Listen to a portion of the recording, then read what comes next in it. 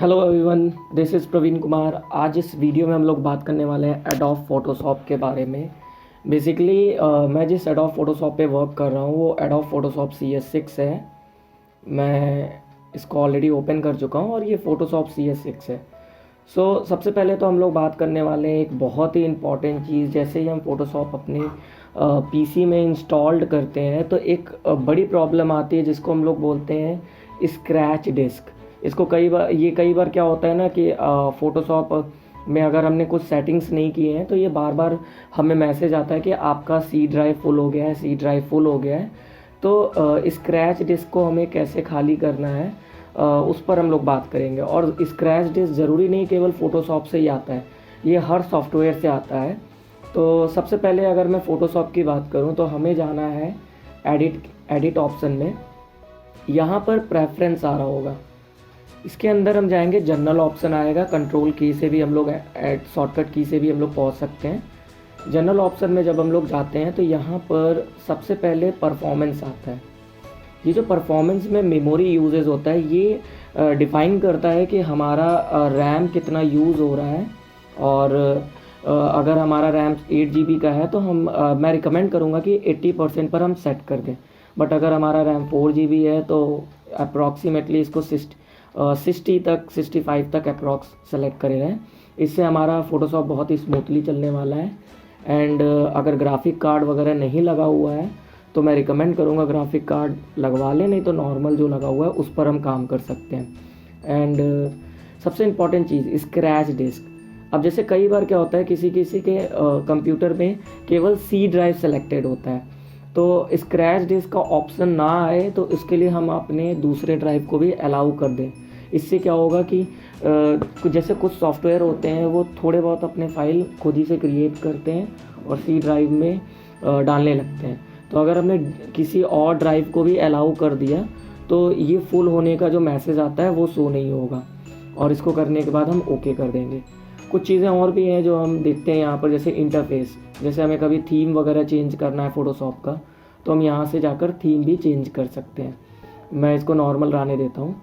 And file handling सबसे important चीज़ है। कई बार क्या होता है कि हमारा जो बैकग्राउंड में जो हम काम कर रहे हैं वो बैकग्राउंड में सेव नहीं होता है, या फिर सेव होता है बट उसकी टाइमिंग वगैरह बहुत ज़्यादा होती है।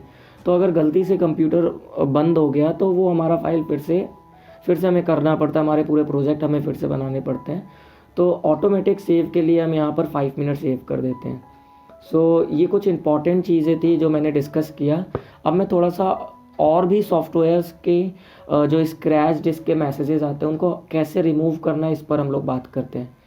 तो ये जो स्क्रैच होता है वो हम लोग कंट्रोल C में, कंप्यूटर जो हमारा C ड्राइव है इसी के अंदर हमारे सारे सॉफ्टवेयर इंस्टॉल्ड होते हैं। इसके अंदर हम लोग जाएंगे तो यहाँ पर ये जो टेम्पलेट का फाइल आता है, टेम्पलेट, इसी के अंदर सारे हमारे फाइल्स वगैरह जो होते हैं, हमारे जो डेटाज वगैरह होते हैं वो सेव होने लगते हैं और ये स्पेस लेने लगता है और कई बार मैसेजेस आने लगते हैं कि आपका सी ड्राइव फुल हो चुका है।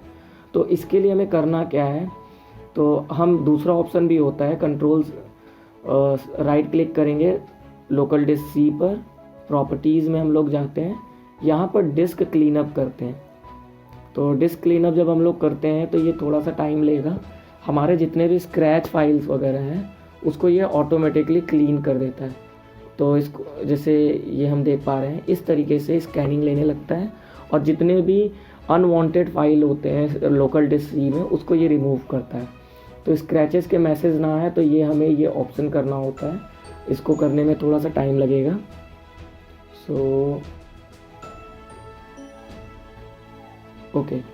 ये जब ले लेता है तो हम इसको ओके पे क्लिक करेंगे। इस तरीके से हम लोग D ड्राइव को भी डिस्क क्लीनअप कर सकते हैं। तो ये जो कुछ इंपॉर्टेंट चीज़ें थी मैंने इसलिए बताया कि कई बार जो मैसेजेस आते हैं स्क्रैचेस के उसको हम लोग रिमूव कर सकते हैं। नाउ अब come to the second topic, जो है किसी भी नए फाइल को कैसे क्रिएट करना है फ़ोटोशॉप के अंदर। तो हम फाइल ऑप्शन में जाके न्यू फाइल पर जाकर क्लिक करेंगे या फिर कंट्रोल N भी क्लिक कर सकते हैं। न्यू फाइल पर हम लोग जाते हैं, यहाँ पर हमने फाइल का नेम दे दिया, जैसे मैंने दिया प्रवीण।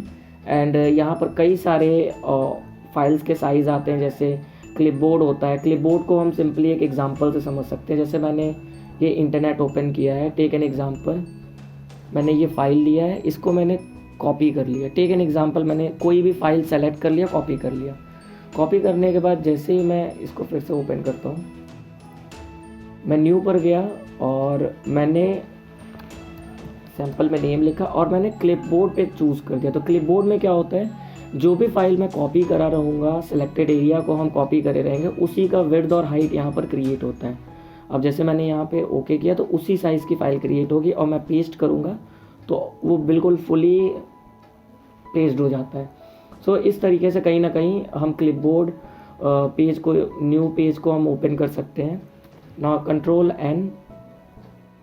अब हम बात करते हैं, जैसे यहाँ पर डिफ़ॉल्ट फ़ोटोशॉप साइज़ है, ये भी हम चूज़ कर सकते हैं। यूएस पेपर को भी चूज़ कर सकते हैं। कई बार क्या होता है, जैसे A4 size, A6, A5, A3, in size को भी हम लोग चूज़ कर सकते हैं। एंड सॉरी, और भी बहुत सारे ऑप्शंस हैं। यहाँ पर हम कस्टम भी कर सकते हैं, जैसे कि अगर हमें इंस्टाग्राम के लिए क्रिएट करना है तो 180 पिक्सल होता है, हमने 180 पिक्सल को चूज़ कर लिया और इसको भी हमने स्क्वायर में हमें करना है तो 180 कर लिया। रेजोल्यूशन 300 बहुत ज़्यादा हो जाता है, 72 कर देते हैं इसको। एंड ये जो होता है, जैसे हमें बैकग्राउंड में अगर कोई कलर लगाना है तो जो भी हम यहाँ पर ये हम आइकन देख पा रहे होंगे, ये बैकग्राउंड में जो भी हम 4 कलर लगाए, जैसे यहाँ पे मैंने वाइट लगाया हुआ है, तो हम बैकग्राउंड, जो भी हमारा बैकग्राउंड में कलर होगा वो कलर पेज के बैकग्राउंड में आने लगेगा। कई बार क्या होता है, हमें ट्रांसपेरेंट चाहिए होता है कि हमें जो भी चीज़ें हम काम कर रहे हैं वो ट्रांसपेरेंट पर हमें करना है, वो चीज़ें हम यहाँ पे कर सकते हैं। और अगर हमें नॉर्मली चाहिए तो हम वाइट पे भी करने वाले हैं। मैं इन बैकग्राउंड का मैं एक करके दिखाता हूँ। जैसे कि पहले अगर मैंने वाइट करके दिखाया तो सिंपली ये वाइट आएगा। और अगर मैंने इस पे मैंने कलर बॉक्स पे क्लिक किया और मैंने बैकग्राउंड का कलर जो है ब्लू कर दिया, अब ये यहाँ पर हम देख पा रहे हैं ये ब्लू कलर आ रहा है बैकग्राउंड में। हमने फिर कंट्रोल एन क्लिक किया एंड हम चले जाते हैं, हमने इसकी साइज़ को किया 180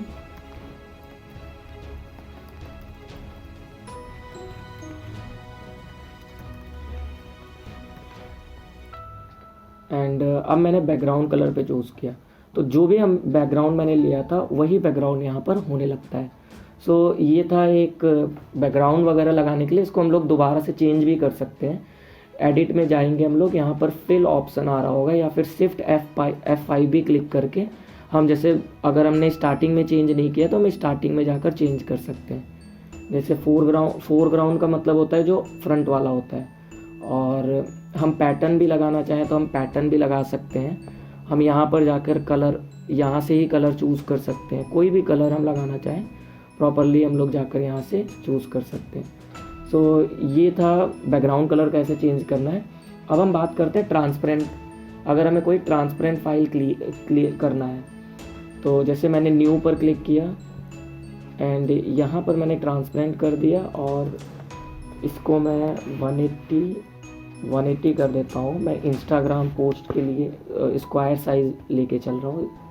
ये इस तरीके से ट्रांसपेरेंट फाइल आता है। अब ट्रांसपेरेंट में जैसे टेक एन एग्जांपल, मुझे कोई नेम लिखना है, से प्रवीण कुमार, और इसको मैंने सेलेक्ट किया। यहाँ से मैंने कलर को ब्लैक कर दिया एंड इसके फ़ॉन्ट साइज़ को मैं थोड़ा सा इंक्रीज़ कर, फ़ॉन्ट को मैं चेंज कर लेता हूँ एंड फ़ॉन्ट साइज़ को, अगर ये साइज़ यहाँ पर नहीं आ रहा है तो हम यहाँ पर लिख कर भी चेंज कर सकते हैं। जैसे मैंने 100 कर दिया, okay and okay. So okay पे क्लिक किया मैंने यहाँ से। अब मैं मूव आइकन होता है, मूव टूल होता है, हम वी क्लिक करके भी हम वहाँ पर जा सकते हैं। अब जैसे ये हमारा प्रॉपरली यहाँ पर सेलेक्टेड है। अब हमें क्या करना है, हमें चाहिए कि ये जो बैकग्राउंड है ये बिल्कुल ऐसा ही है। तो अगर अब इसको सेव करना होगा हमें, जैसे हम यहाँ पर सेव पे क्लिक करेंगे तो हमें ध्यान देना है PSD जो होता है ये फ़ोटोशॉप की एक्सटेंशन फाइल होती है, और इसमें कई सारे फाइल होते हैं, JPG होते हैं, जो नॉर्मली हम लोग फ़ोटोज़ वगैरह क्रिएट करते हैं वो JPG में करते हैं। बट अगर हमें ट्रांसपेरेंट में बनाना है तो उसका एक्सटेंशन फाइल हमें PNG रखना होगा या फिर हमें GIF रखना होगा। तो अगर मैं JPG करूँगा तो ऑटोमेटिकली ये बैकग्राउंड आ जाता है। जैसे मैंने इसका नेम रख दिया फॉर एन एग्ज़ाम्पल एंड इसको मैंने चूज़ किया, ओके। अब मैं इसको मैक्सिमम कर देता हूँ। अब हम देख पा रहे होंगे जैसे ही मैंने इसको सेव किया और मैं दोबारा से अगर मैं जाकर उस फाइल को ओपन करूँगा, उस फाइल को अगर मैं जाकर ओपन करता हूँ 2021 में एग्ज़ाम्पल, जैसे ये रहा। अब हम देख पा रहे हैं कि इसके बैकग्राउंड में जो है वाइट कलर आ गया। अब मैं अगर इसको पकड़ के डायरेक्टली ड्रैग करके इसके अंदर लेकर आता हूँ तो हम देख पाएंगे कि इसके अंदर वाइट कलर आ रहा है। तो मुझे इसको कुछ नहीं करना है, मैं अबॉर्ट कर देता हूँ। अब अगर हमें ट्रांसपेरेंट नहीं चाहिए तो हमें, जैसा कि मैंने बताया कि हमें इसमें सेव करना होगा PNG में। तो मैंने PNG में लिया और एग्ज़ाम्पल नाउ ओके एंड मैंने स्मॉलेस्ट लो। तो इस बार जब मैं जाकर एग्ज़ाम्पल में चूज़ करूँगा ये PNG फाइल आ रहा होगा। अभी यहाँ पर भी हमें पता चल रहा है, बट अगर मैं और अच्छे से समझना चाहता हूँ इसको मैंने ड्रैग करके यहाँ पर लेकर आया तो आप देख पा रहे होगे कि ये बिल्कुल ट्रांसपेरेंट आ रहा है। इसको भी मैं अवॉइड कर देता हूँ। तो हमने ये समझा कि ट्रांसपेरेंट फाइल कैसे क्रिएट करना है। सो ये कुछ चीज़ें हम यहाँ पर डिस्कस किए एंड न्यू फाइल कैसे करना है, ट्रांसपेरेंट फाइल क्या होता है, ये सब हमने डिस्कस किया। अब हमें किसी फाइल को ओपन करना है तो हम फाइल में जाकर डायरेक्टली ओपन कर सकते हैं। मैंने ऑलरेडी बहुत सारे फाइल ओपन किया है। या फिर हम शॉर्टकट की भी यूज़ कर सकते हैं, या फिर हम डबल क्लिक करके भी यहाँ से कोई भी फाइल हम सेलेक्ट करके ओपन कर सकते हैं। अगर हमें 2-3 फाइल लेकर आना है तो हम कंट्रोल क्लिक करके भी क्लिक कर सकते हैं, और अगर हमें एक साथ ही ढेर सारे फाइल लाने हैं तो शिफ्ट क्लिक करके हमने क्लिक किया तो जितने भी फाइल्स होंगे वो सेलेक्ट हो जाएंगे। तो इस तरीके से हम अपने फाइल को ओपन कर सकते हैं। इस तरीके से हम अपने फाइल को ओपन कर सकते हैं। नाउ अब हम बात करने वाले हैं थर्ड टॉपिक पर कि हमारे जो ये वर्क स्पेस है इसमें हर किसी का क्या क्या ऑप्शन है, किससे हम क्या करने वाले हैं, इस पर बात करते हैं। तो ये जो ऊपर के ऑप्शंस होते हैं ये मेनू बार होते हैं एंड ये टूल बॉक्स होता है, इसमें कई सारे ऑप्शंस होते हैं। इसको हम ड्रैग करके कहीं भी शिफ्ट कर सकते हैं। बिल्कुल ये यूज़र फ्रेंडली एडोब फोटोशॉप दिया हुआ है, और जितने भी हम टूल्स को सेलेक्ट करते हैं उसके ऊपर जो होते हैं ऑप्शंस वगैरह आते रहते हैं। हर टूल के ऊपर ऑप्शंस आते रहते हैं एंड यहाँ पर कई सारे टूल बार हैं, जैसे कलर के हो गए, स्विचेस के हो गए, और एडजस्टमेंट हो गए, स्टाइल हो गए, कई सारे टूल्स बार हमें मिलते हैं। एंड ये लेयर हो गया, हमें याद रखना है फोटोशॉप में सबसे इम्पॉर्टेंट चीज़ जो होता है वो लेयर होता है। यहाँ पर सब कुछ लेयर्स पर काम करता है। लेयर्स के बारे में हम आगे डिटेल में बात करेंगे। चैनल हो गया, पाथ हो गए, एंड ये हिस्ट्री टूल है। ये बहुत इंपॉर्टेंट फीचर दिया हुआ है, ये हिस्ट्री टूल है। जैसे हमने कोई भी काम किया है तो ये इसके अंदर पीछे दिखाता रहता है। हमने कोई एडिटिंग किया है, हमने कोई कलर चेंजेस किए हैं तो इसके अंदर आते रहते हैं। हम डायरेक्टली हम इसको कोई भी प्रीवियस स्टेप पर हम लोग जा सकते हैं और किसी भी इफेक्ट को या किसी भी स्टेप को हम लोग डिलीट भी कर सकते हैं। तो ये बड़ा अच्छा ऑप्शन है हिस्ट्री टूल। ऐसे कई सारे ऑप्शंस हैं। अब जैसे कई बार क्या होता है, इसको सेट करना होता है तो इसको हम उठा के ड्रैग करके सेट कर सकते हैं, ठीक है। लेकिन अगर हमने बहुत सारे ऑप्शंस कर दिए और बहुत सारे टूल्स को हमने इधर उधर कर दिया, इसको दोबारा से हमें रीसेट करना है, या कोई भी मेरा टूल बार डिलीट हो गया है और हमें वापस से लाना है, तो हम विंडोज़ में जाएंगे। जैसे उस टूल्स पर हम क्लिक करते हैं तो ऑटोमेटिकली वो टूल आ जाता है। या फिर अगर हमें सब कुछ पहले जैसा करना है तो वर्क स्पेस पर हम जाते हैं, रीसेट एसेंशियल पे क्लिक करेंगे, ये ऑटोमेटिकली सब कुछ पहले जैसा हो जाएगा। एंड ये टाइमलाइन का टूल होता है, इसको मैं क्लोज़ कर देता हूँ। सो ये थोड़ा सा हमने वर्क स्पेस पर बात किया। अब हम बात करने वाले हैं मूव। ये तो मूव टूल होता है, इसको हम लोग वी क्लिक करके भी जा सकते हैं। अब हम बात करेंगे सिलेक्शन पर। 3 तरीके के सिलेक्शन टूल होते हैं, एक रेक्टेंगुलर होता है और एक लैसो टूल होता है एंड एक क्विक सिलेक्शन टूल होता है। रेक्टेंगल की अगर हम बात करें, जैसे मान लीजिए ये एरिया है, टेक एन एग्जांपल, ये एरिया है, मुझे इस एरिया को सेलेक्ट करना है और इस पोर्शन में मुझे सिंपल एडिटिंग करनी है। तो मैं सेलेक्ट करूँगा सबसे पहले सिलेक्शन टूल से, एंड एडजस्टमेंट में जाकर जैसे मुझे ब्राइटनेस वगैरह चेंज करना है इस एरिया का, तो मैं यहाँ से ब्राइटनेस वगैरह भी चेंज कर सकता हूँ। कंट्रास्ट करना है तो मैं कंट्रास्ट वगैरह भी कर सकता हूँ। और मैं इसको फिर से अगर बैक करना है तो मैं हिस्ट्री में जाऊँगा एंड इसको मैंने डिलीट कर दिया। सो डिलीट एंड डिलीट, या फिर हम यहाँ पर कंट्रोल अल्टर जेड भी क्लिक करके बैक स्टेप पर जा सकते हैं। सो ये था कुछ चीज़ें हमने डिस्कस किया। और भी बहुत सारे ऑप्शन है, जैसे लेवल्स हो गए, कलर प्रॉपर्टीज़ हो गए। हम यहाँ से इसको ग्रीनिश, थोड़ा सा RGB वगैरह को हम लोग चेंज कर सकते हैं। अगर हमें कोई पर्टिकुलर कलर को ही चेंज करना है, जैसे रेड कलर को चेंज करना है, तो हम इस एरिया को थोड़ा सा रेडिश कर सकते हैं। ग्रीन करना है तो ग्रीनिश कर सकते हैं। ठीक है, हम इस तरीके से यहाँ पर कई सारे ऑप्शंस हैं, हम जाकर इसको शिफ्ट वगैरह करके चेंज कर सकते हैं। सो ये थोड़ा सा हमने सिंपल एडिटिंग के बारे में बात किया। बहुत सारे ऑप्शंस हैं यहाँ पर, हम जाकर चेक कर सकते हैं। बट अगर हमें चाहिए कि मैं इसको कंट्रोल अल्टर जेड से पीछे कर लेता हूँ, हमें चाहिए कि यार नहीं, हमें सिंपल एडिटिंग करना है, तो हम एडिट पर जाते हैं। हम यहाँ पर जाते हैं इमेज के अंदर। यहाँ पे 2-3 ऑप्शन है, जैसे ऑटो टून हो गया। ऑटो टून पे हम क्लिक करके सिंपली एडिट कर सकते हैं। बहुत ज़्यादा खास फ़र्क नज़र नहीं आ रहा होगा इस इमेज में। एंड ऑटो कंट्रास्ट कर सकते हैं। एंड इस तरीके से हम यहाँ पर कर सकते हैं। अब ये चीज़ें अगर हमें पहचानना है तो मैं इमेज को थोड़ा सा बड़ा कर लेता हूँ। जैसे अगर हमें बड़ा करना है तो हम स्क्रॉल अप करेंगे, स्क्रॉल अप या स्क्रॉल डाउन करते हैं, या फिर हम इस टूल बार पर जाकर प्लस पर क्लिक करके भी हम जा सकते हैं। जूम इन कर सकते हैं और जूम आउट भी कर सकते हैं।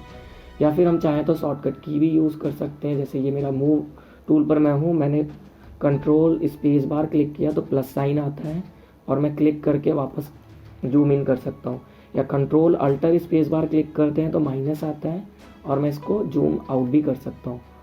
तो सिंपली हम यहाँ से देख पा रहे होंगे। अब जैसे ओके, तो अभी हम लोग बात करने वाले हैं, जैसे कि हमने रेक्टेंगुलर टूल के बारे में बात किया, हम रेक्टेंगुलर टूल को यूज़ कर सकते हैं। यहाँ पर रेक्टेंगुलर टूल जो होता है ये सिलेक्शन करने के लिए होता है जो रेक्टेंगुलर शेप में हो। अगर टेक एन एग्जांपल, ये रेक्टेंगुलर शेप में है। अगर हमें स्क्वायर शेप में सेलेक्ट करना है तो हम सिलेक्शन करेंगे शिफ्ट क्लिक करके, शिफ्ट बटन क्लिक करके करते हैं तो ये परफेक्ट स्क्वायर में बनता है। तो इस तरीके से हम परफेक्ट स्क्वायर में भी सेव कर सकते हैं। और इस एरिया में हम कोई भी चीज़ें करना चाहें, कोई भी कलर वगैरह हम चेंज करना चाहें, ये हम यहाँ से कर सकते हैं। ये ऑलरेडी मैंने पिछले वाले पार्ट में मैंने एक्सप्लेन किया था। एंड कंट्रोल अल्टर जेड से मैंने बैक कर दिया। अब इसमें हमें करना क्या है, जैसे कि सेकंड जो ऑप्शन है वो है इलिप्टिकल मार्क्यू टूल। हम किसी भी रीजन को सर्कुलर वे में सेलेक्ट कर सकते हैं। जैसे ये इलिप्टिकल वे में हमने सेलेक्ट कर लिया। अब जैसे हमें चाहिए कि ये मैंने इसलिए सेलेक्ट किया क्योंकि मैं एक और ऐड करना चाहता हूँ। मुझे चाहिए कि ये इलिप्टिकल में ना होकर सर्कल में हो, तो शिफ्ट हम क्लिक करेंगे तो ये परफेक्ट सर्कल में ड्रॉ होता है। इस तरीके से हम सर्कुलर वे में भी सेलेक्ट कर सकते हैं और इसमें भी हम कोई भी एडजस्टमेंट वगैरह करना चाहें वो हम जाकर एडजस्टमेंट वगैरह यहाँ पर कर सकते हैं। या फिर हम मूव टूल को यूज़ करके इसको कहीं पर ड्रैग कर सकते हैं। हम इसको कहीं किसी भी पोर्शन पर हम ड्रैग करना चाहें ड्रैग भी कर सकते हैं। तो इस तरीके से हम सिलेक्शन टूल को यूज़ करते हैं। एंड इसके बाद हम लोग बात कर रहे हैं, ये जो थर्ड जो ऑप्शन है वो है single row marquee tool. Single row marquee tool में क्या होता है, जैसे हमने ये क्लिक किया तो एक रो बन जाता है। फिर हमने क्लिक किया एक और रो बन गया, क्योंकि मैंने यहाँ पे प्लस साइन पे ऐड किया हुआ है। अगर मैं इस पर क्लिक करूँगा तो दोनों डिलीट होकर एक नया आ जाएगा। फिर मैंने इसको क्लिक किया, एक और रो बन गया। अब हम इस रो में जहाँ पर ये लाइन, ये जो सिलेक्शन आ रहा है, इस रो में हम क्या कर सकते हैं, हम कोई भी एडिटिंग कर सकते हैं। जैसे हम यहाँ पर एडिटिंग कर रहे हैं तो ये थोड़ा सा जो कलर हम चेंज यहाँ पर देख पा रहे होंगे, ये थोड़ा सा कलर चेंज हो रहा है। इस तरीके से हम इसी तरीके से हम कॉलम वाला में भी कर सकते हैं। जो हमारा फोर्थ ऑप्शन है सिंगल कॉलम मार्क्यू टूल, इसमें क्या होता है कि हम कॉलम में एडिटिंग कर सकते हैं। जैसे कि हमने इसको भी एडिटिंग किया, इस तरीके से हम थोड़ा सा कॉलम भी बना सकते हैं। सो ये मैंने इस सिलेक्शन टूल के बारे में एक्सप्लेन किया, रेक्टेंगुलर सर्कुलर टूल के बारे में। इसको बैक कर लेता हूँ। ओके, सो सेकेंड जो टूल है वो है लैसो टूल।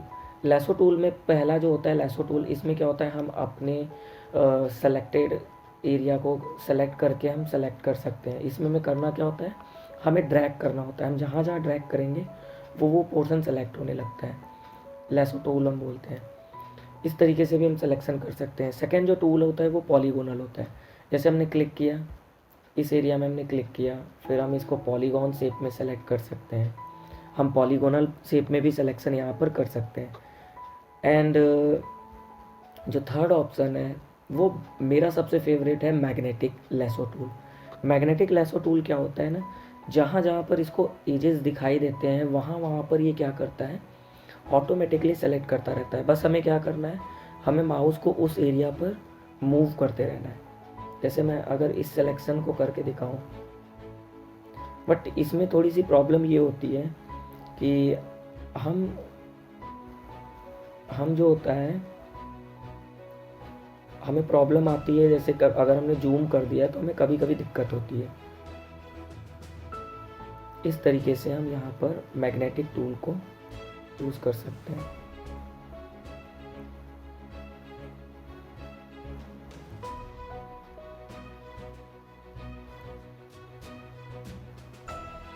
और अब यहाँ पर हम देख रहे हैं ये स्मॉल सर्कल सा बन जा रहा है, इस पर हम क्लिक करेंगे तो ये सेलेक्ट हो जाएगा। तो इस तरीके से हम किसी भी पोर्शन को सेलेक्ट कर सकते हैं एंड इसको हम मूव कर सकते हैं, कहीं पर भी हम मूव करना चाहें। ये अब जैसे अभी हम जैसे मूव कर रहे हैं तो ये मूव नहीं हो रहा है। ये प्रॉब्लम इसलिए आ रहा है क्योंकि हमने बैकग्राउंड को अनलॉक नहीं किया। हम इसको डबल क्लिक करके अनलॉक कर लेते हैं। तो अब अगर हम मूव करेंगे तो इसको मैं कंट्रोल अल्टर जेड कर लेते हैं, कंट्रोल अल्टर जेड। ठीक है, अब अगर हम मूव करेंगे तो ये कंट्रोल अल्टर जेड, इसको मैं अनलॉक कर लेता हूँ। अब अगर मैंने मूव किया तो ये पोर्शन मूव होगा। हमें ध्यान रखना है, अगर कोई भी लेयर लॉक्ड रहता है तो उस लेयर में हम कोई भी काम नहीं कर सकते हैं, हमें ये चीज़ ध्यान रखना है। तो इस तरीके से हम क्या कर सकते हैं, मैग्नेटिक टूल से सिलेक्शन करके हम मूव टूल को यूज़ करके इसको कहीं पर भी मूव कर सकते हैं। सो ये था हमारा सेकंड सिलेक्शन टूल था। अब हम बात करने वाले हैं जो हमारा थर्ड टूल है, वो भी बहुत इंपॉर्टेंट टूल है, जिसको हम लोग बोलते हैं क्विक सिलेक्शन टूल। ये जो टूल होता है ये क्विक सिलेक्शन टूल होता है। ये क्या करता है, जैसे कि यहाँ पर मैंने इस वाले पोर्शन पर न्यू सिलेक्शन, इसमें 3 ऑप्शन होते हैं, new selection, add to selection और subtract from selection. New selection में क्या होता है कि जैसे कि हमने किसी रीजन पे क्लिक किया, जैसे ये ब्लैक पोर्शन, ये कलर रेंज पर काम करता है। हम इसके ब्रश के साइज़ को इंक्रीज़ भी कर सकते हैं, डिक्रीज़ भी कर सकते हैं। हमने इस पर क्लिक किया तो जितने भी ब्लैक पोर्शन वाले होंगे वो सेलेक्ट होने लगेंगे। और अब हमने प्लस पे क्लिक कर दिया तो और भी रीजन ऐड होता रहेगा, मतलब जहाँ जहाँ पे हम क्लिक करेंगे उस कलर रेंज की चीज़ें सेलेक्ट होती रहेगी। हम इसको जूम करके भी सेलेक्ट कर सकते हैं। जैसे हमने जूम किया, ये पोर्शन जो है हमें सेलेक्ट करना है, तो हमने माउस के साइज़ को कम किया और ये हमने रीजन सेलेक्ट कर लिया। इस तरीके से हम सिलेक्शन कर सकते हैं यहाँ पर। ये भी काफ़ी अच्छा टूल होता है, कई बार इस टूल्स का भी बहुत अच्छा यूज़ होता है, जल्दी से काम करने में ये काम करता है। इस तरीके से हम लोग इस टूल को भी यूज़ करते हैं। ये बहुत ईजी वे में क्या कर सकते हैं, इस तरीके से हम इसको सेलेक्ट कर सकते हैं। नाउ जो हमारा फोर्थ, इसी के अंदर एक और टूल होता है मैजिक वॉल टूल। पहले तो हम इसको डिसेलेक्ट कर लेते हैं। डिसेलेक्ट करने का एक और ऑप्शन होता है कंट्रोल डी क्लिक करने से हम डिसेलेक्ट कर सकते हैं। और इन्वर्स करने के लिए शिफ्ट कंट्रोल आई करने से इन्वर्स सिलेक्शन करते हैं। तो अब जैसे मैजिक वॉल टूल है, मैजिक वॉल बहुत सिंपल है। इसमें हमें क्या करना है, हम टॉलरेंस, इसमें हमारे पास ये सारे ऑप्शंस है जो हमने पहले ही डिस्कस किया है, हम रेगुलर पे कर देते हैं, नॉर्मल सिलेक्शन पे कर देते हैं। एंड ये टॉलरेंस है, ये टॉलरेंस में हम क्या करते हैं, इसको बढ़ा भी सकते हैं, घटा भी सकते हैं। एंड ये कई सारे लेवल्स हैं, हम सिंपली पॉइंट सैंपल पे करते हैं। इसमें क्या होता है, जैसे ही हमने क्लिक किया ये ऑटोमेटिकली वो पूरा रीजन सेलेक्ट कर लेता है। हम इसके टॉलरेंस को कम करना चाहें तो हम कम भी कर सकते हैं। अब जैसे हमने क्लिक किया तो इस तरीके से हम टॉलरेंस वगैरह चूज़ कर सकते हैं। तो ये क्या था, ये हम लोग कहीं ना कहीं सिलेक्शन टूल के बारे में यहाँ पे डिस्कस किए। अब हम बात करते हैं जैसे हमें किसी फ़ोटो को हमें क्रॉप करना है, तो ये क्रॉप टूल है। क्रॉप टूल से हम क्या कर सकते हैं, इस फ़ोटो को हम कहीं पे भी क्रॉप कर सकते हैं। एंड जैसे ये पोर्शन हमने सेलेक्ट किया एंड इस पर हमने टिक किया, ये इस पोर्शन को क्रॉप कर लेता है।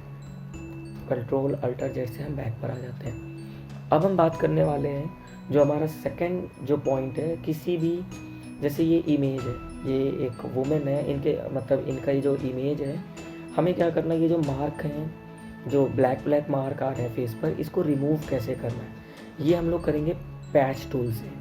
यहाँ पर हम देख पा रहे हैं ये पैच टूल है। पहले तो हम लोग स्पॉट हीलिंग टूल यूज़ करते हैं। स्पॉट हीलिंग टूल में क्या होता है कि हम इसके साइज़ को डिक्रीज़ कर लेते हैं। सबसे पहले ये बहुत सिंपल सा टूल है, जैसे जिस एरिया में मार्क हैं उसी के थोड़ा सा बड़ा साइज़ हमने ब्रश लिया और क्लिक, जैसे ही हम क्लिक करेंगे ये आसपास के एरिया से मिक्स करके वो मार्क को रिमूव कर देता है। ये बहुत अच्छा टूल है जिससे हम लोग मार्क वगैरह को रिमूव कर सकते हैं। इस तरीके से हम पैचेस वगैरह को रिमूव कर सकते हैं और बिना किसी क्रीम को यूज़ किए हम चेहरे को काफ़ी अच्छा क्लियर कर सकते हैं। इस तरीके से जहाँ जहाँ पर मार्क लगे हुए हैं हम देख पा रहे होंगे कि बिल्कुल फेस जो है बिल्कुल क्लियर हो चुका है। अब हम बात करने वाले हैं, मैं कंट्रोल अल्टर जेड से बैक कर लेते हैं। सेकेंड जो हमारा टूल है वो है पैच टूल। पैच टूल क्या करते हैं, जैसे कि मान लीजिए मुझे ये जो एरिया है जहाँ पर मार्क है, हमने इस एरिया को सेलेक्ट किया, ठीक है। सेलेक्ट करने के बाद हम इसको ड्रैग करेंगे बगल वाले से, तो वो बगल वाले से मैच करके उसी से ये पैचेस हमें क्या करना है, सेलेक्ट करना है, ड्रैग करना है। जिस एरिया को हमें चेंज करना है उसको हमने सेलेक्ट किया और फिर हमने ड्रैग कर लिया, सेलेक्ट किया और फिर हमने ड्रैग कर लिया। तो इस तरीके से भी हम पैचेस को रिमूव कर सकते हैं। यहाँ पर कई सारे ऑप्शन है, जैसे नॉर्मल भी है, कंटेंट अवेयर भी है। हम इस ऑप्शन को भी यूज़ कर सकते हैं। जैसे हमने नॉर्मल किया तो इस तरीके से भी हम चीज़ें यहाँ पर कर सकते हैं। और ये सोर्स एंड डेस्टिनेशन होता है। सोर्स एंड डेस्टिनेशन का मतलब जैसे कि टेक एन एग्जांपल, मैं बैक कर लेते हैं, ओके।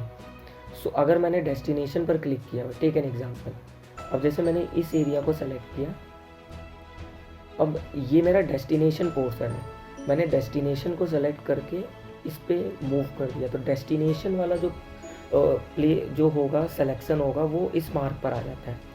बट अगर मैंने सोर्स पर क्लिक किया हुआ है, ठीक है, एग्जांपल मैंने सोर्स पर क्लिक किया, तो ये इस पोर्शन को हमें चेंज करना है, तो हमने सोर्स को क्लिक किया और डेस्टिनेशन वाले एरिया पे ड्रैग कर दिया। तो इस तरीके से हम सोर्स एंड डेस्टिनेशन समझ पाएंगे। सो ये था पैच रिमूव करने के लिए जो हमने डिस्कस किया, हम कैसे पैच को रिमूव कर सकते हैं। नेक्स्ट जो हमारा पॉइंट है वो है पेन टूल। एक टूल होता है पेन टूल, ये बहुत इंपॉर्टेंट टूल है, ये हम देख पा रहे होंगे। पेन टूल क्या करता है, शेप वगैरह किसी भी एरिया को सेलेक्ट करने के लिए होता है, और अगर वो एरिया थोड़ा सा कर्व है तो हम उस कर्व वे में हम उसको सेलेक्ट कर सकते हैं। बाकी हम कोई भी डिज़ाइन वगैरह क्रिएट करना चाहे तो हम डिज़ाइन भी बना सकते हैं। हमने क्लिक किया, फिर हमने क्या किया, क्लिक करके थोड़ा सा ड्रैग किया, और अगर हमें इसके डायरेक्शन को चेंज करना है तो अल्टर क्लिक करके, हम अल्टर क्लिक कर रहे हैं तो ये मार्क साइन चेंज हो जा रहा है, हम इसके डायरेक्शन को चेंज कर सकते हैं। इस तरीके से हम कहीं पर भी किसी भी इमेज को हम लोग इस तरीके से हम ड्रैग करके कोई भी शेप बनाना चाहे शेप बना सकते हैं। पेन टूल का बड़ा अच्छा यूज़ है, तो इस पर भी हम लोग काम करने वाले हैं। इसके बारे में हम और भी डिटेल में बात करेंगे जब हम लोग मास्किंग करेंगे। सिलेक्शन कैसे करना है, यहाँ से हम इस एरिया को सेलेक्ट करना चाहते हैं तो हमने सिलेक्शन पे क्लिक किया, और यहाँ पर हमें ध्यान रखना है new selection, add to selection, subtract from selection, ये वही पोर्शन है जो सिलेक्शन में आया करता था। जो सिलेक्शन में हमारे ऊपर 4 ऑप्शन आया करते थे, ये वही चीज़ है। तो पेन टूल में भी हम लोग ये काम कर सकते हैं। सिलेक्शन में क्या होता है, ये फिदर रेडियस होता है, ये स्मूथनेस के लिए होता है। अगर हमने 5 पे क्लिक किया है तो 5 पिक्सल का स्मूथनेस यहाँ पर हो जाता है, और हम उस एरिया को सेलेक्ट कर सकते हैं, एंड फिर इस एरिया को हम लोग कहीं पर भी मूव कर सकते हैं। इस तरीके से हम मूव कर सकते हैं। अभी मैंने लॉक किया हुआ है इसलिए बैकग्राउंड में सिंबल आ रहा है। हम इसको अनलॉक कर देंगे। पहले तो हम लोग Ctrl+Alt+Z कर लेते हैं एंड इसको अनलॉक कर लेते हैं डबल क्लिक करके। अब हम मूव करेंगे तो ये कहीं पर भी मूव हो सकता है। सो इस तरीके से कहीं ना कहीं हम लोग पेन टूल का यूज़ करने वाले हैं। अब हम बात करेंगे टेक्स्ट टूल के बारे में। टेक्स्ट टूल से हमें क्या करना है, जैसे कई बार हमें क्या करना होता है कि हमें अपने फ़ोटोज़ वगैरह में टेक्सिंग वगैरह करना होता है, तो उसके लिए भी एक टूल होता है टेक्स्ट टूल। सो टेक्स्ट टूल में हमें करना क्या है, हम विंडोज़ में सबसे पहले जाएंगे। हम दो टूल बार होते हैं, जैसे पैराग्राफ टूल बार जो होता है, paragraph and character tool bar. इसमें हमारे कई सारे फ़ॉन्ट वगैरह, हम फ़ॉन्ट वगैरह भी चूज़ कर सकते हैं। एंड जैसे मैं करके दिखाता हूँ, ये मैंने टेक्स्ट टूल को चूज़ किया, मैंने कोई भी टेक्स्ट यहाँ पर लिख दिया। Take an example. अब ये कलर जो है ब्लैक कलर है, प्रवीण कुमार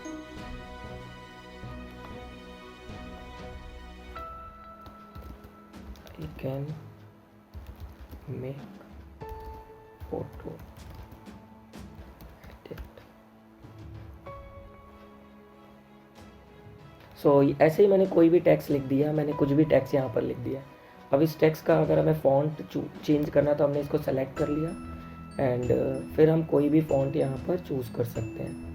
कोई भी फ़ॉन्ट वगैरह हम लगाना चाहें, यहाँ से फ़ॉन्ट वगैरह चेंज कर सकते हैं। कलर चेंज करना है तो ये कलर में जाकर हम कोई भी कलर, पैनल से कोई भी कलर हम लोग चूज़ कर सकते हैं। एंड अगर हमें अलाइनमेंट वगैरह चेंज करना है तो हम यहाँ से भी पैराग्राफ में भी जाकर अलाइनमेंट चेंज कर सकते हैं, या फिर हम ऊपर से भी अलाइनमेंट चेंज कर सकते हैं। लेफ़्ट, राइट, सेंटर कर दिया हमने, लेफ़्ट कर दिया, राइट कर दिया, हम कैसे भी यहाँ पर कर सकते हैं। फ़ॉन्ट साइज़ इंक्रीज़ करना है तो ये हम देख पा रहे होंगे, यहाँ से हम लोग फ़ॉन्ट साइज़ को छोटा और बड़ा कर सकते हैं। जो भी हम फ़ॉन्ट साइज़ करना चाहते हैं हम यहाँ पर उस फ़ॉन्ट साइज़ का कर सकते हैं।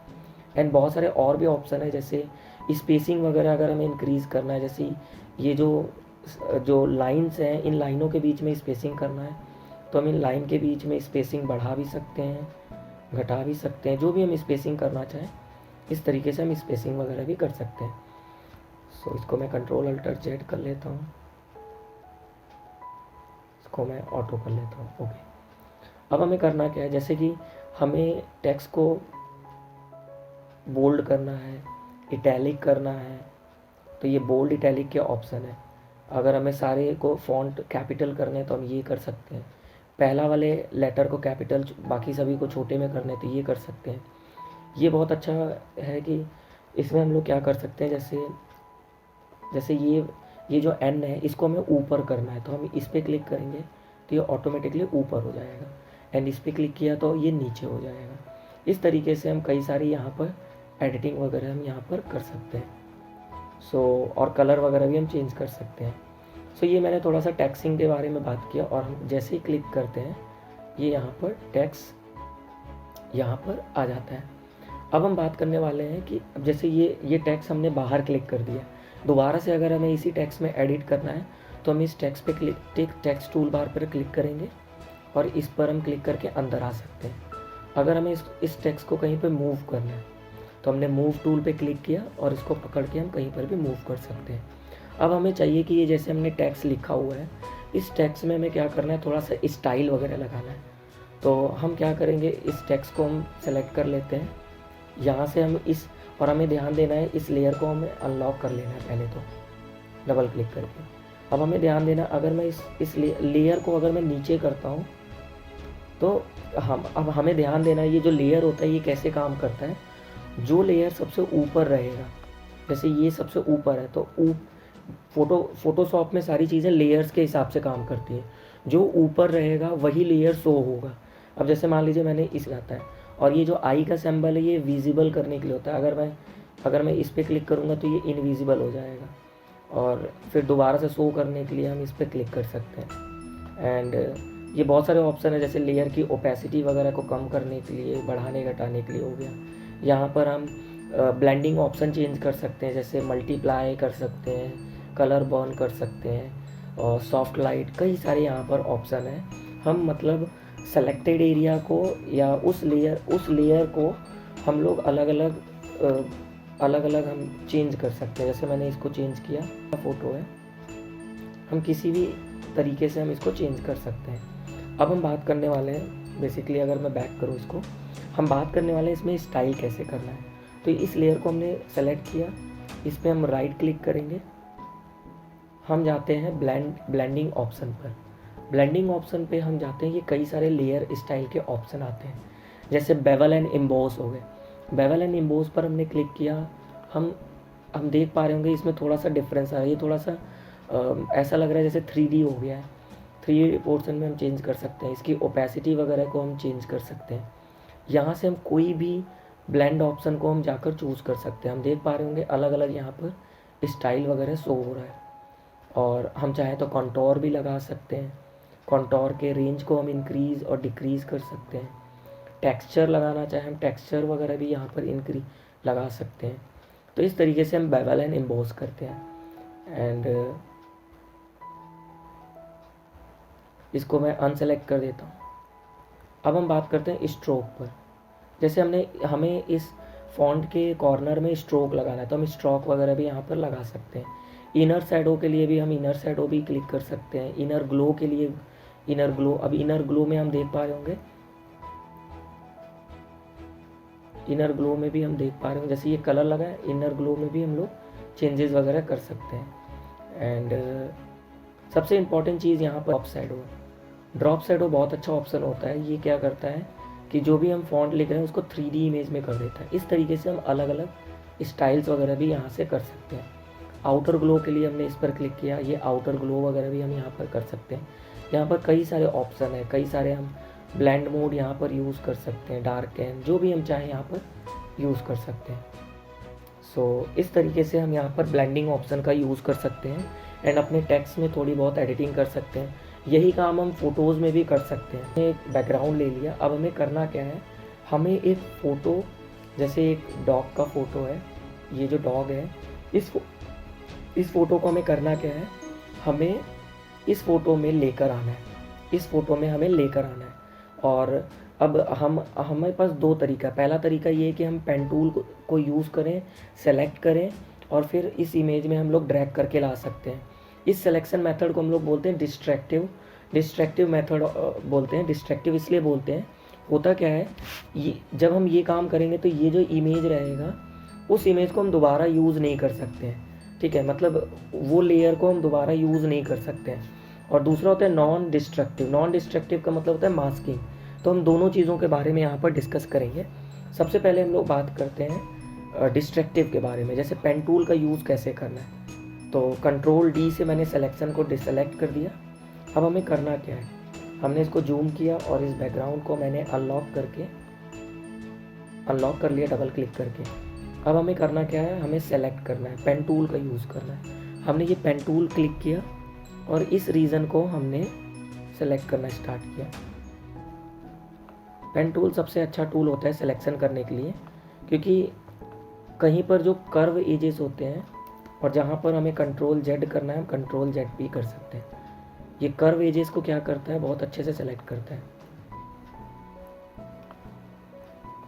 इस तरीके से। और कहीं अगर हमें बैक करना है, कंट्रोल अल्टर Z, इस तरीके से हम यहाँ पर सिलेक्शन यहाँ पर कर सकते हैं। मैं इसको थोड़ा सा फास्ट कर देता हूँ जिससे कि वीडियो की लेंथ जो है इंक्रीज ना करे। इस तरीके से हमने क्या किया, इसको सेलेक्ट कर लिया पेन टूल से। अब जब हमने पेन टूल से इसको सेलेक्ट किया है तो यहाँ पर हमें 3 ऑप्शन आ रहे होंगे, जैसे सिलेक्शन है, मास्किंग है, शेप है। तो हम सिलेक्शन पे क्लिक करते हैं और ये फीदर रेडियस होता है।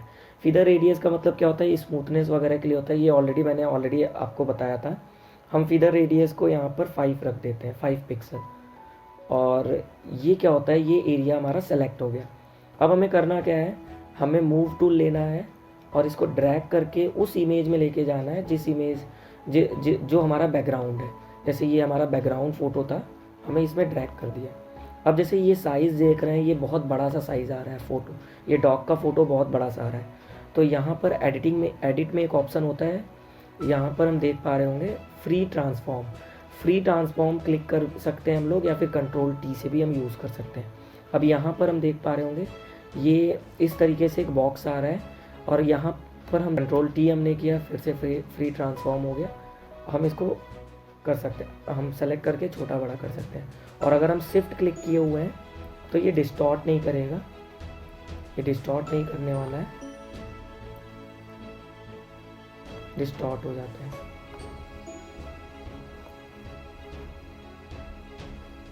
सो इस तरीके से कहीं ना कहीं हम किसी भी फ़ोटो के बैकग्राउंड वगैरह भी चेंज कर सकते हैं। तो ये पहला जो ऑप्शन था ये हमने पेन टूल का यूज़ किया था। पेन टूल में यूज़ करके हमने क्या किया, इस एरिया को हमने सेलेक्ट किया। अब जैसे यहाँ पर हम देख पा रहे होंगे फ़ोटो में कि इसके जो, इसको जूम करके देखें तो इसके कान के नीचे जो है ये थोड़ा सा ये पोर्शन जो है बैकग्राउंड पहले वाले फ़ोटो का ही आ रहा है। तो इसको रिमूव करने के लिए हमें क्या करना है, यहाँ पर हम जाएंगे, इरेज़र टूल होगा, इसमें होगा background eraser tool. Background eraser tool को हमने चूज़ किया और ये जो डॉग का जो लेयर है, जिस लेयर का हमें चीज़ें डिलीट करनी है उस लेयर को हम सेलेक्ट करेंगे। जैसे हमें इस लेयर में डिलीट करना है तो इस लेयर को हमने सेलेक्ट किया और इसको हमने जूम कर लिया, हमने जूम कर लिया। नाउ हमने इरेज़र टूल को यूज़ किया, इसके साइज़ को हम थोड़ा सा कम कर लेते हैं, इसके साइज़ को हमने डिक्रीज़ करके 20 कर लिया। अब हम देख पा रहे होंगे, मतलब हमें ध्यान रखना है जिस लेयर में हम, जिस लेयर को हमें डिलीट करना है उसी लेयर पर हमें रहना होगा। और ये जो टॉलरेंस है, इस टॉलरेंस को हम 100% कर देते हैं, जिससे कि ये पूरा बैकग्राउंड जो है अच्छे से डिलीट हो। इस तरीके से जो बाकी बचे हुए पोर्शन है उसको हम लोग मैनुअली जाकर हम लोग यहाँ से डिलीट कर सकते हैं। और इसको हम रिसाइज करते हैं, तो इस तरीके से हम थोड़ा सा जहाँ जहाँ पे मैनुअली है वो हम जाके चेंज कर सकते हैं। तो ये पहला तरीका था जो मैंने बताया किस तरीके से हमें सिलेक्शन करके बैकग्राउंड चेंज करना है। अब हम बात करने वाले हैं मास्किंग के बारे में। मास्किंग के लिए हमें करना क्या है, टेक एन एग्जांपल, ये जो डॉग का फ़ोटो है हमें उसी बैकग्राउंड में लेके जाना है, बट मास्किंग यूज़ करना है। मास्किंग का यूज़ करने के लिए हमें करना क्या होगा, पहले तो हम इसको कंट्रोल डी से डिसेलेक्ट कर लेते हैं एंड इस पूरे इमेज को हम सेलेक्ट कर लेते हैं। पूरे इमेज को हमने सेलेक्ट किया, मूव टूल का यूज़ किया, हमने उस फोटोज़ में लेकर गए जिसका हमें बैकग्राउंड, जिसमें हमें बैकग्राउंड लगाना है। एंड जैसा कि हम सब ने अभी पहले देखा था, कंट्रोल टी से हमने ट्रांसफॉर्म सेलेक्ट किया, हमने ट्रांसफॉर्म लिया और शिफ्ट क्लिक करके, शिफ्ट बटन क्लिक करके हमने इसको रिसाइज। सो इस तरीके से ये इमेज सेलेक्ट हो गया। अब हमें करना क्या है, हमें सबसे पहले जिस पोर्शन को हमें इस बैकग्राउंड में डालना है, मास्क करना है, ठीक है, उस इमेज को हमें क्या करना होगा, सेलेक्ट करना होगा। जैसा कि मैंने ऑलरेडी पिछले में बताया था कि पेन टूल का यूज़ करके हम उस एरिया को सेलेक्ट कर सकते हैं।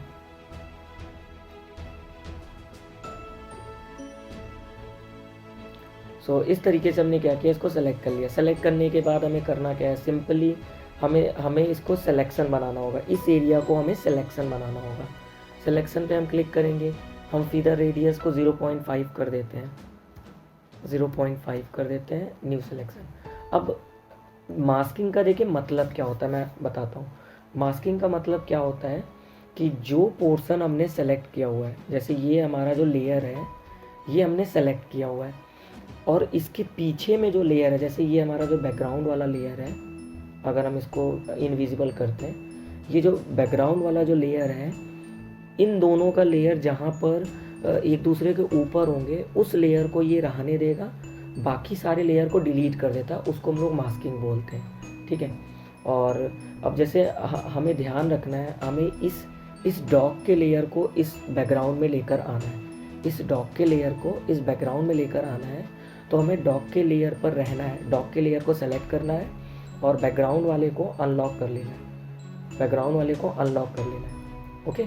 अब हमें करना कुछ नहीं है, सिंपल से यहाँ पर एक ऑप्शन दिख रहा होगा जो स्क्वायर बना होगा, बीच में सर्कल है, इसको हम लोग बोलते हैं मास्किंग, ऐड लेयर मास्क। जैसे हम इस पर क्लिक करेंगे ये ऑटोमेटिकली क्या करेगा, अब देखिए हमने किया क्या, मैंने कहा था इस डॉग वाले लेयर को हमें सेलेक्ट करना है, कंट्रोल अल्टर जेड पर हम डॉग वाले लेयर को सेलेक्ट किए, अब हमने इस पर क्लिक किया तो डॉग वाला लेयर और बैकग्राउंड वाला लेयर एक दूसरे से मास्क होगा, बाकी सारे लेयर इस बाकी डॉग वाले लेयर को डिलीट कर देगा। मतलब जिस लेयर को हमने सेलेक्ट किया उस लेयर के बाकी लेयर को डिलीट कर देता है। तो ये भी बहुत अच्छा तरीका होता है मास्किंग करने का। फिर इसके बाद हम चाहें तो इसमें हम लोग कुछ चेंजिंग भी कर सकते हैं, जैसे ये जो कलर है, ये एडजस्टमेंट लेयर को जो लेयर है उस लेयर के हम लोग लेवल्स वगैरह को चेंज कर सकते हैं। जैसे हमने लेवल किया, हमने थोड़ा सा लेवल वगैरह को चेंज किया जिससे कि ये बैकग्राउंड के साथ मैच हो जाए। इस तरीके से हम लेवल्स वगैरह को भी चेंज कर सकते हैं।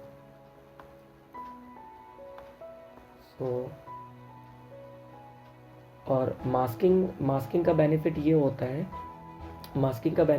है, जैसे कि अगर हमें चाहिए कि इस इमेज को हम दोबारा से पहले जैसा कर लें, हमें पहले जैसा करना है, इस डॉग के इमेज को हमें दोबारा यूज़ करना है, तो हमें सिंपल सा करना क्या है, ये जो आइकन दिख रहा होगा मास्क का, इस पर हम क्लिक कर देंगे तो ये इस पर हम क्लिक करके और ये डिसेलेक्ट हो जाएगा। फिर इसको हमने डिलीट कर दिया तो ये ऑटोमेटिकली क्या होगा, पुराना वाला लेयर वापस से आ जाता है।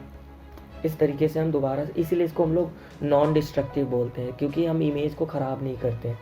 एंड अगर हमें इस मास्क वाले लेयर पे जाना है तो अल्टर क्लिक करके इस पर हम क्लिक करेंगे, तो अल्टर क्लिक करके हम इस पर क्लिक करेंगे तो ये मास्क का पूरा लेयर बन जाता है। इसको फिर हम बड़ा करके जहाँ जहाँ पोर्शन पे हमें और भी एडिटिंग करना है, हम ब्रश टूल यूज़ करके, ये इरेज़र टूल या फिर ब्रश टूल यूज़ करके हम चेंजेस कर सकते हैं। साइज़ वगैरह इंक्रीज़ करके हम चेंजेस कर सकते हैं। इस तरीके से हम और भी अच्छे से मास्किंग वगैरह कर सकते हैं। अगर हम, जैसे हमने गलती से अंदर के पोर्शन में ब्लैक कर दिया, ठीक है एग्जांपल, अब हमें इसको वाइट वापस से करना है तो हमें कुछ नहीं करना है, इसको टॉगल कर देना है। इसको हमने कलर को टॉगल कर दिया और ये हमने वाइट कर दिया इसको। इस तरीके से हम मास्किंग और भी अच्छे से कर सकते हैं। इसको हमने जूम करके, मतलब अगर हमारे इमेज में मास्किंग और अच्छे से हमें करना है तो ये भी हम यहाँ पर कर सकते हैं। बाकी हमने लेयर पे क्लिक किया, हम वापस से लेयर पर आ जाते हैं। तो ये मैंने सारी चीज़ें बताया किस तरीके से हम लोग मास्किंग और बेंडिंग का यूज़ करने वाले हैं, मास्किंग वगैरह को यूज़ करके बैकग्राउंड कैसे चेंज करने वाले हैं। अब हम बात करने वाले हैं किसी भी इमेज को शार्पन कैसे करना है। जैसे ये मेरा बहुत ही पुराना फ़ोटो है, ठीक है, मैं इसी इमेज को यूज़ कर रहा हूँ, इसको शार्पन करना है। शार्पन करने के लिए हमें करना क्या होगा, जैसे ये इमेज है, इस इमेज को हमें क्या करना है, सबसे पहले तो इसको अनलॉक कर लेते हैं डबल क्लिक करके। एंड इसी का हमने एक डुप्लीकेट बना लिया। डुप्लीकेट को हम लोग राइट क्लिक करके डुप्लीकेट लेयर पर भी क्लिक कर सकते हैं, या फिर उस लेयर को सेलेक्ट करेंगे और कंट्रोल जे क्लिक करते हैं तो इसका डुप्लीकेट बन जाता है। अब हमने क्या किया, इस वाले लेयर को हमने ऑफ कर दिया, इनविजिबल कर दिया, और इस लेयर पर हम आते हैं। हम फिल्टर पे जाएंगे, फिल्टर पर जाते हैं, अदर में हाई पास में जाते हैं। ये इस तरीके से हमें हाई पास का पिक्सल शो होता है। इसको हम किसी भी रेंज में हम सेलेक्ट करना चाहें सेलेक्ट कर सकते हैं। मैं इसको 40 ले लेता हूँ, ठीक है एग्जांपल, मैंने इसको 40 ले लिया और मैंने ओके पे क्लिक किया। तो ये हमने क्या किया, एक इमेज के लेयर पर हमने फ़िल्टर लगा दिया। दूसरे वाले को भी हमने सेलेक्ट किया, और जब हम इस पर विजिबल क्लिक करेंगे तो ये पुराने जैसा इमेज आ जाता है, क्योंकि ये वाला लेयर ऊपर है। अगर हम इसको नीचे करेंगे तो ऊपर वाला लेयर शो होता है। जैसा कि हमें पता है ये लेयर वाइज काम करते हैं एडोब फोटोशॉप में, जो लेयर ऊपर होता है वही लेयर हमें शो होगा। हम इसको ऊपर कर लेते हैं। अब हमें करना कुछ नहीं है, ऊपर वाले लेयर में क्या करना है, ये जो नॉर्मल आ रहा है इसको हमें मल्टीप्लाई पर भी हम क्लिक कर सकते हैं, या फिर हम overlay, soft light, hard light या विविड, कोई भी हम यहाँ पर से तीन चार में से कोई भी सेलेक्ट करते हैं। जैसे मैंने सॉफ्ट लाइट क्लिक किया तो हम देखेंगे ये ऑटोमेटिकली इमेज बहुत अच्छा हो गया, पहले से अच्छा हो गया। अगर हम डिफरेंस देखना चाहते हैं तो इसको मैं क्लिक करूँगा तो हम देख पा रहे होंगे एक तरीके से हमने इमेज को शार्पन कर दिया। तो ये तरीका था किस तरीके से हम इमेज को शार्पन कर सकते हैं। सो होप इस फ़ोटोशॉप के ट्यूटोरियल में हमने बहुत सारी चीज़ें डिस्कस किया, बहुत सारी चीज़ें हम यहाँ पर सीखें। हम कहीं ना कहीं इसको इम्प्लीमेंट करके हम अपने फ़ोटोशॉप के नॉलेज को यूज़ करके हम कंटेंट वगैरह डिज़ाइन कर सकते हैं, फ़ोटो वगैरह को एडिट कर सकते हैं। इस तरीके से कहीं ना कहीं मैं काम करना है। सो